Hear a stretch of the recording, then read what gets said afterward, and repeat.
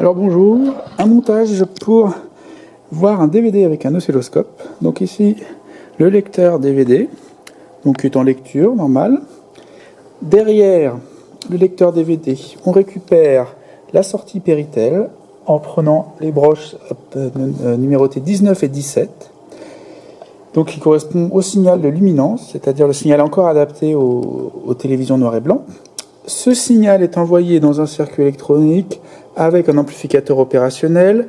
C'est un montage qui va simplement amplifier le signal et rajouter un possible offset, ici avec un générateur qui est un générateur de tension réglé en tension continue.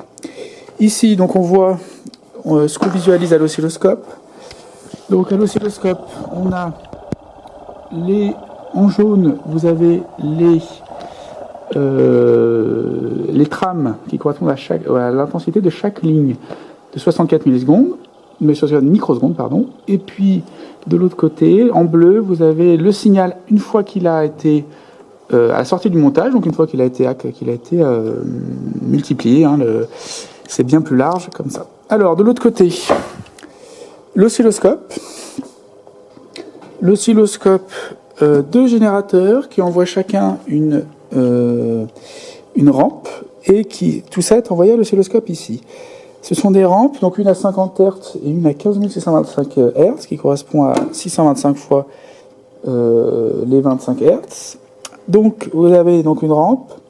Les deux rampes forment un quadrillage, et c'est des lignes très rapprochées, ça forme le quadrillage. Ici, il suffit pour voir le signal de mettre dans l'entrée Z-axis. Donc là, l'entrée ici Z-axis, derrière l'oscilloscope, qui permet de moduler l'intensité du faisceau par la tension qu'on lui met. Donc je mets ici la tension qui vient de la sortie du circuit électronique vers le Z-axis input, et on constate l'apparition d'un... Alors ici, ça c'est le menu du DVD. Alors on constate un décalage. Un décalage. Donc ce que je vais faire, c'est que je vais appuyer sur Play. Voilà. Et le DVD se met en marche. Donc d'abord l'écran noir. Alors il y a effectivement un léger flottement horizontal. Et là, on voit apparaître le titre, le début du DVD. Et petit à petit, alors c'est un DVD ici d'expérience de chimie. Donc voilà, on voit la personne qui commence à faire... La vidéo se lance et la personne commence à faire ses vidéos, commence à faire ses expériences. Voilà.